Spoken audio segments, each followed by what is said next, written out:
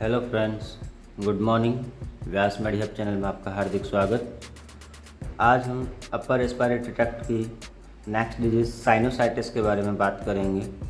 तो उससे पहले अभी तक हमने अपर रेस्पिरेटरी ट्रैक्ट की 2-3 डिजीज़ के बारे में चर्चा की है, जैसे कि कॉमन कोल्ड, राइनाइटिस, लैरिंजाइटिस, और आज हमारा नेक्स्ट डिजीज़ है साइनोसाइटिस। तो अब बात करते हैं साइनोसाइटिस की डेफिनेशन के बारे में। साइनोसाइटिस होता क्या है? तो साइनोसाइटिस यानी कि हमारे जो एक प्रकार स्कल के अंदर 5 प्रकार के साइनस पाए जाते हैं। जैसे नंबर 1 पे हमारा जो पहला साइनस जो होता है फ्रंटल साइनस होता है, जो हमारे फ्रंटल लोब पे होता है। एथमोइडल साइनस सेकंड नंबर जो है वो एथमोइड बोन के ऊपर अपने लॉब पे होता है। तीसरा साइनस जो होता है मैक्सिलरी साइनस, और जो मैक्सिला बोन जो होती है उसके ऊपर अपना जो साइनस को देखने को मिलता है। और चौथा जो है और स्पेनॉइड साइनस, ये हमारे बॉडी के अंदर जो स्पेनॉइड बोन के आसपास स्पेनॉइडल साइनस जो होते हैं पाए जाते हैं। तो ये जो साइनस पाए जाते हैं, इन साइनस के अंदर किसी प्रकार का इन्फेक्शन हो जाना या इनकी जो म्यूकस मेम्ब्रेन है उसके अंदर इन्फ्लामेशन हो जाना की कंडीशन को हम क्या कहते हैं? साइनोसाइटिस कहते हैं। तो डेफिनेशन में भी सिंपल सा लिखा है, sinusitis is an inflammation of mucus membrane of sinus, यानी जो हमारे फ्रंटल साइनस है, एथमोइडल साइनस है, मैक्सिलरी साइनस है, स्पेनॉइड साइनस है, इन सारे साइनस की जो म्यूकस मेम्ब्रेन्स है इसमें किसी प्रकार से इन्फेक्शन हो जाना क्या कहलाएगा? साइनोसाइटिस कहलाएगा। तो इंडिया के रिकॉर्ड के according 35 million per year affected होते हैं किससे? साइनोसाइटिस से। जो ठीक है, तो अब हम बात करते हैं कि ये साइनोसाइटिस के टाइप क्या होते हैं। तो साइनोसाइटिस जो है एक्चुअल में कंडीशन के आधार पर 2 प्रकार के होते हैं। नंबर 1 होता है एक्यूट साइनोसिस और नंबर 2 होता है क्रॉनिक साइनोसाइटिस। तो एक्यूट साइनोसाइटिस उस कंडीशन में कहेंगे जो एक्यूटली अचानक से जो है इन किसी प्रकार की कोई इंसिडेंस कंडीशन हुआ, जिसके कॉजेज फैक्टर हुआ, जिसके कारण से वो एक्यूटली जो है हमारे साइनस क्या हो गए? इन्फ्लाम्ड हो गए। तो उस कंडीशन को हम कहते हैं एक्यूट साइनोसाइटिस। उसके बाद है क्रॉनिक साइनोसाइटिस। तो क्रॉनिक साइनोसाइटिस एक प्रकार की क्रॉनिक सिचुएशन है, यानी कि लंबे टाइम के बाद, यानी कि लंबे टाइम जैसे कि मान लो 3 वीक या 2 वीक के बाद जो है पेशेंट को साइनोसाइटिस जो है कंटिन्यू रहता है, साइनस इन्फ्लाम कंटिन्यू रहता है और वो रिकवर नहीं होते हैं। तो उस कंडीशन को हम कहते हैं क्रॉनिक साइनोसाइटिस। तो जैसे मैंने बताया है इसमें कि एडल्ट के अंदर अगर मान लो परसिस्टेड जो है 3 वीक तक जो है पेशेंट सफ़र कर रहा हो साइनस इन्फ्लामेशन का, तो हम एडल्ट के अंदर 3 वीक होगा। और चाइल्ड के अंदर जो हम कुछ को कहेंगे 2 वीक से, अगर पेशेंट के कॉज और साइन सिम्टम फील कर रहा है तो हम उसको कहेंगे। अब हम बात करते हैं इटियोलॉजी की।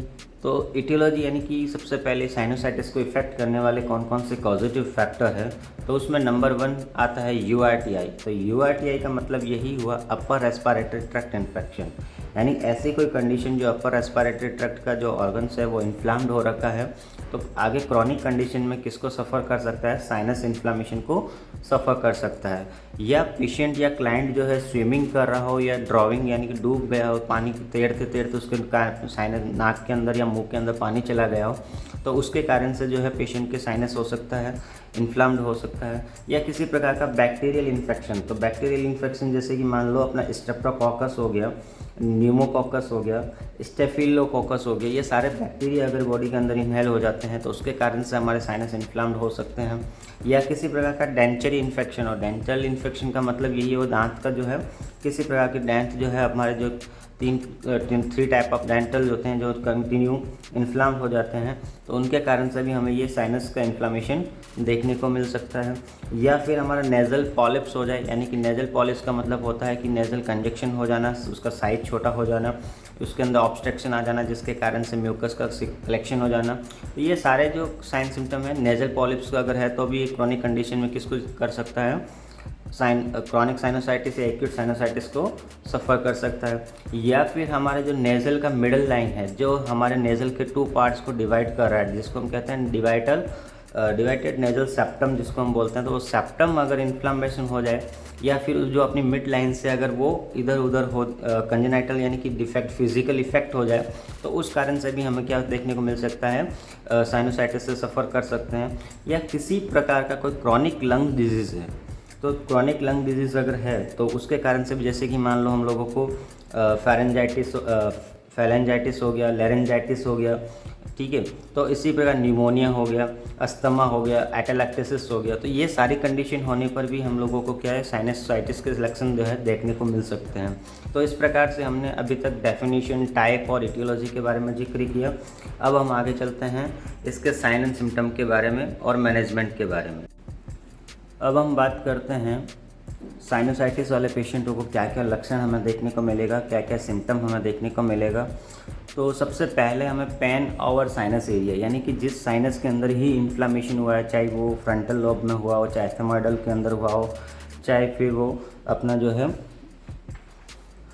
स्पाइनोइडल हुआ हो या मैक्सिलरी साइनस के अंदर इन्फेक्शन हुआ हो, तो वो उसके साइनस के इर्द गिर्द जो है पेन होगा, या उसके बाद जो है सिक्रेशन, जो नेज़ल का सिक्रेशन निकलेगा वो प्यूरुलेंट यानी कि म्यूकस टाइप का सिक्रेशन निकलेगा। पेशेंट को बॉडी एक होगा, यानी उसका जो शरीर जो है, बॉडी जो है पूरा का पूरा पेन करेगा। पेशेंट को सिवरिंग यानी कि कपकपी भी लग सकती है, कफिंग हो सकता है, पेशेंट को खांसी हो सकता है, पेशेंट के मुंह के अंदर जो है सॉर ऑफ थ्रोट यानी कि गले के अंदर छाले अल्सर हो सकते हैं। Loss of normal vocal response यानी कि उसके जो बात करने का तरीका है, वोकल रेस्पॉन्स यानी जो वोकल कॉर्ड जो अपनी वॉइस को प्रोड्यूस करता है उसमें भी थोड़ी बहुत रेस्पॉन्स के अंदर उसका रेस्पॉन्स जो है कम हो सकता है, लॉस हो सकता है। नेज़ल डिस्चार्ज, नाक से जो है पानी का म्यूकस का सिक्रेशन हो सकता है, नेज़ल ऑब्स्ट्रक्ट भी हो सकता है, ठीक है। इसके अलावा एथेमॉइडाइटिस की कंडीशन भी देखने को मिल सकती है। इन्फ्लामेशन ऑफ एथेमॉइड बोन जो है वो इन्फ्लामेशन हो सकता है। और इसके साथ हमारे जो नियरेस्ट ऑर्गन जो है साइन, जो ईयर और आई, उनके अंदर भी कुछ न कुछ साइन सिम्टम हमें देखने को मिलेंगे। तो ईयर जो हमें फुलनेस, सेंसेशन ऑफ ईयर देखने को मिलेगा। आईलिड्स जो है, आईलिड्स के ऊपर स्वेलिंग आ जाएगी, सीडिमा आ जाएगा। और इसी के साथ जो है हमें एपिस्टैक्सिस भी हो सकता है, यानी कि जो कई बार हो सकता है कि नेज़ल के अंदर म्यूकस के साथ ब्लीडिंग आना शुरू हो जाए। तो एक टर्म है एपिस्टैक्सिस, मतलब ब्लीडिंग विथ नेज़ल से द्वारा ब्लीडिंग होना क्या कहलाएगा, एपिस्टैक्सिस कहलाता है, ठीक है। तो ये सारी कैपिलरीज जो है ब्लॉक, डैमेज होने के कारण से साइनोसाइटिस वाले पेशेंट के डायग्नोस्टिक इवैल्यूएशन के बारे में बात करें तो हम लोग एक ट्री के रूप में हम इसको पढ़ सकते हैं। स्ट्रिक कलेक्शन करेंगे सबसे पहले, यानी पेशेंट का जो सब्जेक्टिव डाटा और ऑब्जेक्टिव डाटा को हम एसेस करेंगे। उसके बाद पेशेंट का फिजिकल एग्जामिनेशन करेंगे, जिस तरह से हमें पेशेंट को हेड टू टो एग्जामिनेशन करना है, या फिर हमें पाल्पेटेट करके, इंस्पेक्शन करके, अस्कल्टेशन करके हमें पेशेंट का एग्जामिनेशन करना है, तो उस तरह से हम एग्जामिनेशन करेंगे। उसके बाद रेडियोलॉजिकल एग्जामिनेशन, जैसे हम लोग एक्सरे करवा सकते हैं जिसमें पैरानेजल साइनस का हम एग्जामिनेशन करवाएंगे। इसके अलावा बैक्टीरियल अगर किसी प्रकार का इन्फेक्शन है तो बैक्टीरियोलॉजिकल एग्जामिनेशन करवाएंगे।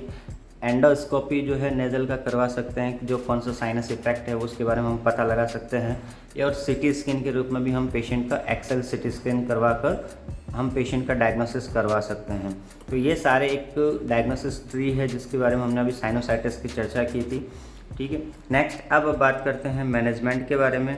तो मैनेजमेंट, अब साइनोसाइटिस के मेडिकल मैनेजमेंट और सर्जिकल मैनेजमेंट के बारे में बात करते हैं। तो हम पेशेंट को सबसे पहले एंटीबायोटिक ड्रग्स देंगे जिसके अंदर हम अमोक्सिक्लेव और एम्पेसिलिन को डिज़ायर कर सकते हैं। सेकेंडली एनाल्जेसिक देंगे पेशेंट को, अगर पेन की कंडीशन है तो हम डाइक्लोफेनिक, एसिक्लोफेनिक पेन दे सकते हैं, पेन का टैबलेट ड्रग्स दे सकते हैं according to doctor order. Antipyretic drugs जो है पैरासीटामोल हम पेशेंट को प्रोवाइड कर सकते हैं। एंटीहिस्टामिन ड्रग्स जो है पेशेंट को प्रोवाइड कर सकते हैं। टॉपिकल डीकंजेस्टेड जैसे ऑट्रेविन वगैरह जो है जो नेजल कंजेशन को दूर करेगा तो वो हम पेशेंट को प्रोवाइड कर सकते हैं। तो ये सारे मेडिकल मैनेजमेंट है। इसके अलावा हम पेशेंट को एंटीहिस्टामिन हो गया, oral and topical decongestion provide कर सकते हैं, ठीक है। सलाइन इरिगेशन कर सकते हैं।